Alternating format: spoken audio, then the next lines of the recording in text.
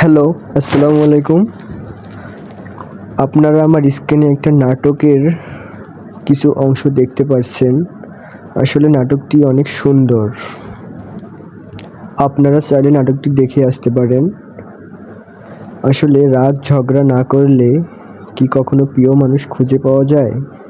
এইসব কাহিনী নিয়ে নাটকটি তৈরি করা হয়েছে। এক কথায় জাস্ট অসাধারণ একটি নাটক।